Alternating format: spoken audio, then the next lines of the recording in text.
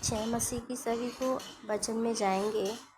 मत्ती 7:21 में लिखा है, जो मुझसे हे प्रभु कहता है, उनमें से हर एक स्वर्गीय राज में प्रवेश ना करेगा, परंतु वही जो मेरे स्वर्गीय पिता की इच्छा पर चलता। प्रभु का वचन यहाँ कहता है कि जो मुझसे हे प्रभु कहते हैं, उनमें से हर एक स्वर्गीय राज में प्रवेश नहीं करेगा। लोग कहते हैं कि प्रभु यीशु का नाम ले लिया तो हम स्वर्ग जाएंगे। नहीं, यहाँ प्रभु कहता है कि जो मेरे स्वर्गीय पिता की इच्छा पर चलेगा। बाइबल कहती है, यीशु मसीह हमारा कहता है ना कि जो मेरे पिता की इच्छा पर चलेगा। तो हमें क्या करना, हमें अपने परमेश्वर की इच्छाओं को ऊपर चल। आप लोग कहते प्रभु मुझे गाड़ी दे, मुझे बंगला दे, मुझे घर दे, मुझे ऐशो आराम दे। लोग अपनी इच्छा को मांगते हैं, प्रभु मेरा परिवार सही हो जाए, प्रभु रोग बदल जाए। हम क्या करते, अपनी इच्छा को नहीं जानते। लेकिन परमेश्वर का वचन में लिखा है, मैंने तुझे नहीं चुना, मैंने तुझे चुना है, तुमने मुझे नहीं चुना। तो जब परमेश्वर ने हमें चुना है तो क्या हम उसकी इच्छाओं पर ना चले। आज भी कई लोग ऐसे हैं कि परमेश्वर को जानते हुए भी पाप करते रहते हैं। चर्च की कलीसिया का जीवन अलग होता है, पर उस चर्च में रहेंगे तो उनका जीवन पवित्र होता है, लेकिन जब बाहर जाते हैं उनके जीवन में पाप भरा रहता है, बुराइयां भरी रहती है, एक दूसरे से नफरत करते हैं, ईर्ष्या करते हैं, प्रेम नहीं करते हैं, बुराई के बदले बुराई करते हैं, प्रेम नहीं करते हैं। ऐसे लोग भी हैं। बाइबल में लिखा है कि तुम झूठे भविष्यवक्ताओं भी उठ खड़े होंगे, उनके पास चले नहीं जाना। हर एक देखिए परमेश्वर का विश्वासी नहीं होता। परमेश्वर का विश्वासी वो होता है जो कहे कि जो परमेश्वर की इच्छाओं को पूरा करता, परमेश्वर की संगति बन में रहता है।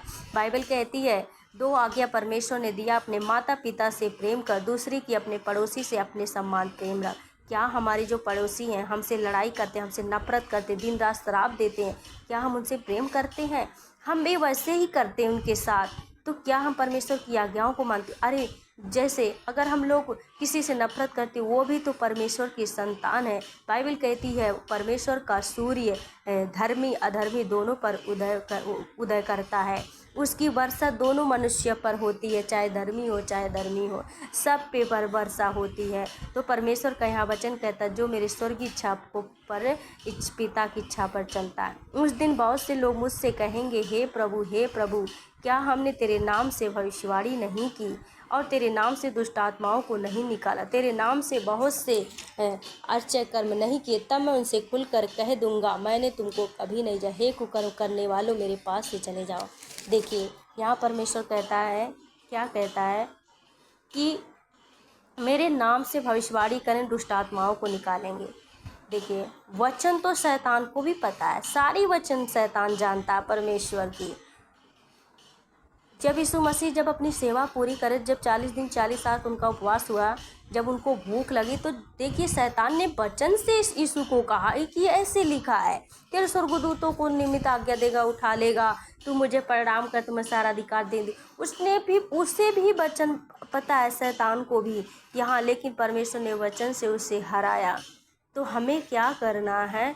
भले ही भविष्यवाणियाँ लोग करते, कई बार भविष्यवाणी दुष्ट आत्माएं भी सबके अंदर, शैतान भी कम नहीं है, लेकिन हमारा परमेश्वर सबसे बड़ा है।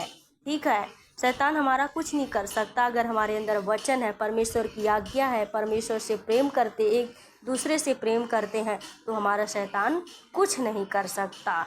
तो हमें क्या करना, हर एक परमेश्वर के राज्य में नहीं जाएंगे।